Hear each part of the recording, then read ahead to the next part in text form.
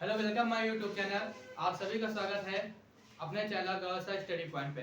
आज हम लोग महत्वपूर्ण अनुच्छेद देखेंगे और ये क्लास आप लोगों के लिए जो भी प्रतियोगी परीक्षाएं आने वाले, चाहे रेलवे ग्रुप डी हो, चाहे एनटीपीसी हो, चाहे एसएससी हो या आपकी आरपीएफ हो, सभी के लिए इम्पोर्टेंट क्लास होने वाली। और हाँ, ये दावा करते हैं कि यहाँ से अगर अनुच्छेद से क्वेश्चन बना तो इससे बाहर नहीं जाएगा। आप लोग अंत तक बने रहिए और कॉपी पेन अपने हाथ में लीजिए। चलिए क्लास स्टार्ट करते हैं। तो पहला अनुच्छेद है अनुच्छेद 1। इसमें क्या कहा गया है? इसमें कहा गया राज्य एवं केंद्र शासित प्रदेश। राज्य एवं केंद्र शासित प्रदेश के बारे में बताया गया है। अनुच्छेद 5 से 11, इसके अंदर क्या है? इसके अंदर नागरिकता का प्रावधान अनुच्छेद 5 से 11 के बीच में। इसके बाद बताओ 14 में क्या है? 14 में क्या है? समानता का अधिकार।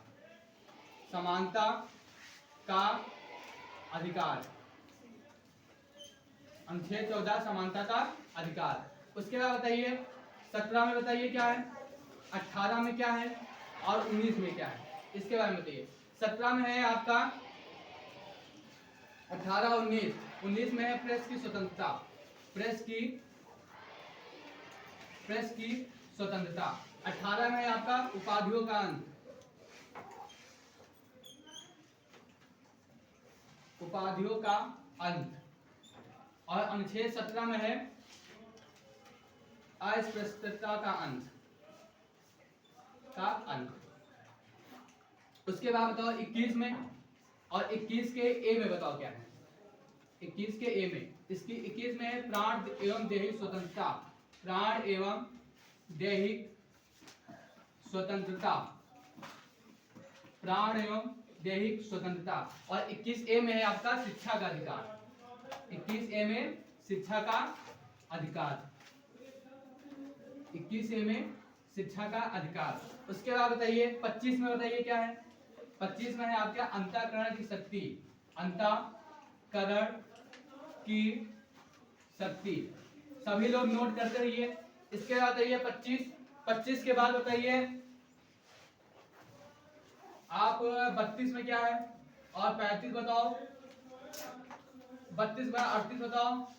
32 में है आपका संवैधानिक उपचारों का अधिकार। संवैधानिक उपचारों का अधिकार। संवैधानिक उपचारों का अधिकार। 38 में बताओ क्या है और 40 में बताओ क्या है और 44 में बताओ क्या है, 47 में बताओ क्या है और 50 में। 38 में बताओ क्या है, 40 में लिखो ग्राम पंचायत। ग्राम पंचायत का गठन। ग्राम पंचायत का गठन। 38 में क्या है, छापिए, ग्राम पंचायत गठन। 44 में क्या है, समान सिविल संहिता। समान सिविल संहिता। समान सिविल संहिता का प्रावधान अनुच्छेद 44। 47 में बताओ और 50 में बताओ। 47 में लिखो पोषण। पोषण के बारे में बताया गया 47 में। 50 में नगर पालिका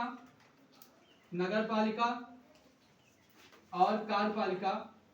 नगर पालिका और कार्यपालिका।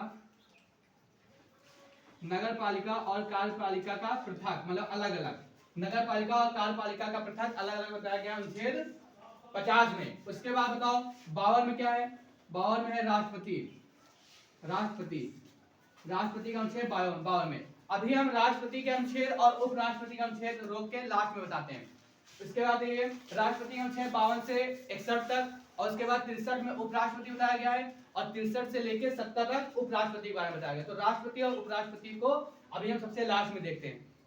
उसके बाद बताओ 72 में बताओ क्या है, 76 में बताओ क्या है। 72 में लिखो क्षमादान की शक्ति। क्षमादान की शक्ति किसके पास है? राष्ट्रपति के पास। उसके बाद 76 बताओ महान्यायवादी। 76 में क्या है? महान्यायवादी। उसके बाद बताओ, इतना नोट किए? जल्दी स्क्रीनशॉट लो।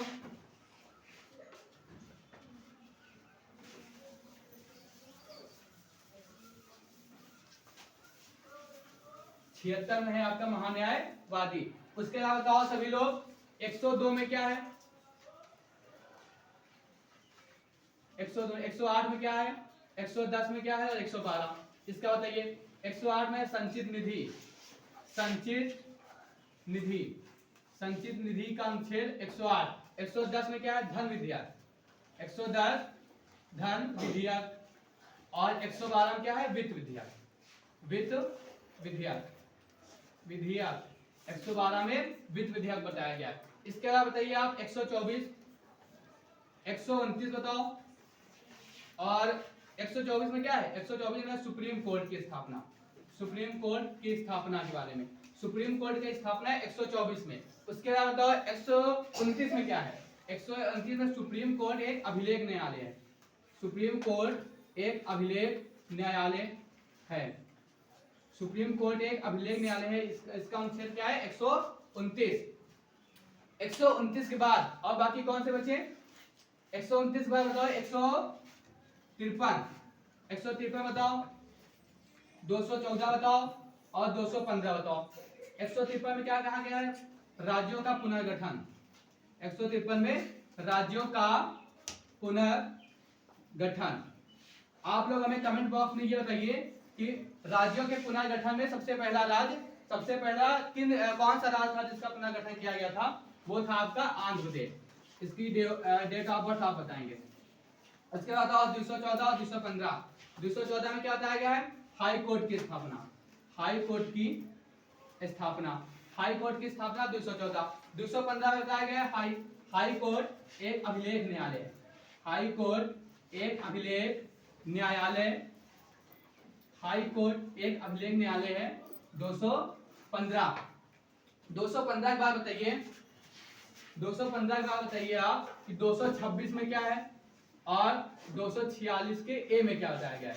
226 में रिट जारी, रिट जारी ये आप बताया गया 226। 246 बताया गया जीएसटी, 246 बताया गया जीएसटी के बारे में। और 279 में क्या बताया गया है, ये बताया गया जीएसटी परिषद, जीएसटी परिषद का अनुच्छेद 279। उसके बाद बताओ और कौन से बचे, 246 में जीएसटी हो गया और 279 में जीएसटी परिषद हो गया।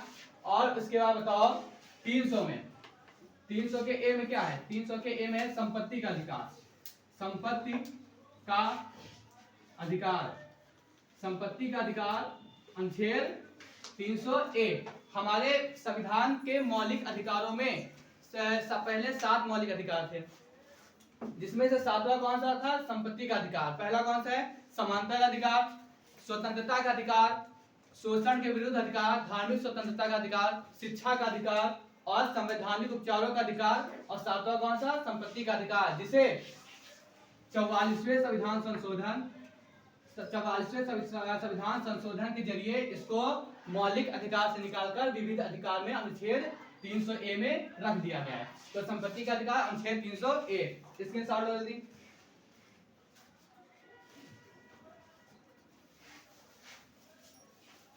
300 ए के बाद बताओ 315 में क्या है, 343 बताओ। 315 लिखो यूपीएससी का गठन, यूनियन पब्लिक सर्विस कमीशन, इसका गठन 315। 343 लिखो राजभाषा, कोई राजभाषा नहीं कहेगा, हमारे देश की भाषा कैसी है, राजभाषा है, तो राजभाषा का अनुच्छेद 343।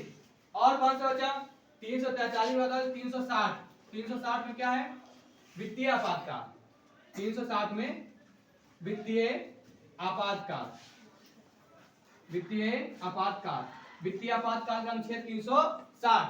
और अगला बताओ लास्ट 368, इसमें आपका हुआ था संविधान संशोधन, 368 में संविधान संशोधन, संविधान संशोधन का अनुच्छेद 368। ये हमारे हुए हैं अनुच्छेद। बाकी अभी राष्ट्रपति और उपराष्ट्रपति का बचा है, इतना नोट करिए। अब देखते हैं राष्ट्रपति और उपराष्ट्रपति का अनुच्छेद। तो एक डालो राष्ट्रपति, राष्ट्रपति, और दूसरी तरफ डालो उपराष्ट्रपति, उपराष्ट्रपति।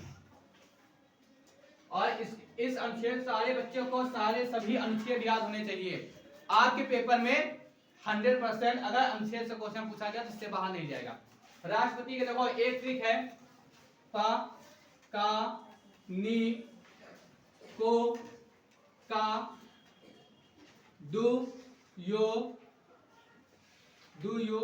द सा मा, पाकानी को का दुयो दशा, अनुच्छेद 52। इसमें बताया पास है मतलब पद, राष्ट्रपति का पद, राष्ट्रपति के पद का अनुच्छेद 52। अनुच्छेद 53 बताया गया है का से काद, अनुच्छेद 53 में क्या बताया राष्ट्र, अनुच्छेद 52 में राष्ट्रपति का पद और अनुच्छेद 53 में कार्यपालिका का प्रमुख, कार्यपालिका का प्रमुख, कार्यपालिका का प्रमुख अनुच्छेद 53। आगे देखो 54 में नी से निर्वाचन, निर्वाचन का अनुच्छेद 54। राष्ट्रपति का कार्यकाल, राष्ट्रपति का कार्यकाल अनुच्छेद 55, कितने वर्ष का होता है 5 साल।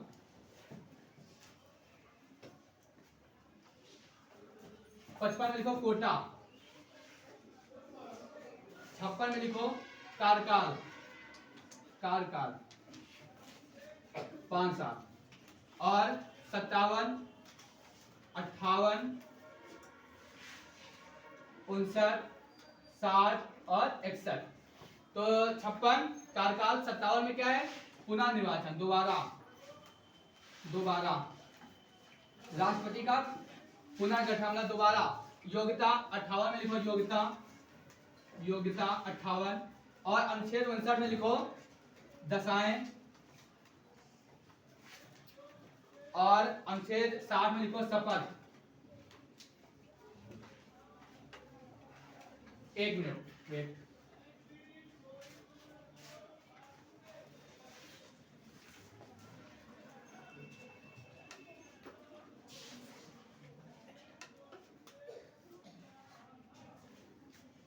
सा से लिखो शपथ, और मां से लिखो महाभियोग, महाभियोग। और एक अनुच्छेद और बचा है, अनुच्छेद 62।